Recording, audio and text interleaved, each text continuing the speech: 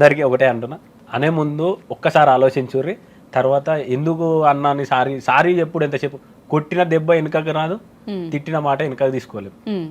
ఈ రెండు ఎందుకంటే పెద్దలు ఒకటే అంటారు, మాట జారకు దెబ్బేసే ముందు ఒకసారి, అంటే నార్మల్గా చేసే ముందు ఒకసారి ఆలోచించు. ఈ రెండు మాటలు చెప్తారు, ఎందుకంటే అనుభవం ఉంటది కదా.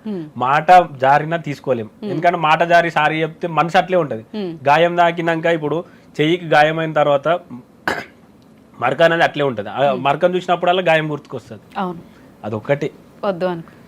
మీరు కరెక్ట్ చూసి చేసిన తర్వాత ఎన్నన్నాను రీ, అవతల వాళ్ళు సప్పుడు చేస్తలేరంటే వాళ్ళు తప్పు చేసినట్టు కాదు, దాని ఇంకా ఎంత బాధ్యత ఉందని ఆలోచించు అన్న. ఇన్నిట్లో క్లారిటీ ఉంది. లవ్ మ్యారేజ్, అరేంజ్డ్ మ్యారేజ్, అది కూడా క్లారిటీ ఉంది. ఇప్పుడు బర్త్డే కూడా వస్తుంది, మీ బర్త్డే కూడా అని చెప్పి విన్నాం మేము. సో అందుకని మా ఐ డ్రీమ్ తరపున ఒక చిన్న కేక్ కటింగ్ చేద్దాం. And advance happy birthday.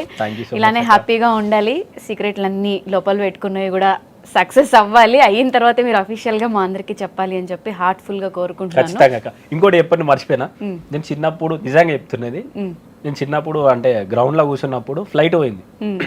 Flight అంటే చిన్నగా ఉన్నప్పుడు మనం ఏమనుకున్నా, ఆ ఫ్లైట్ చూసినప్పుడు చిన్నకెళ్ళి సప్పర్లు కొడతాం.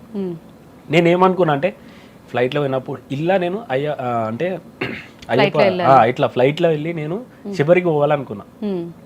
నా మనసులో నిజంగా చెప్తున్నా, ఒట్టేసుకొని చెప్తున్నా, నేను అదే అనుకున్నా.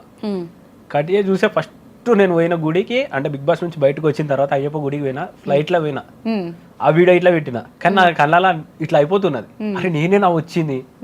ఎన్నో సార్లు అనుకున్నా, నేను 100 సార్లు అనుకున్నా గుడికి పోవాలి, ఎట్లనన్నా పోవాలి. నేను అంటే సామ్లేస్తారు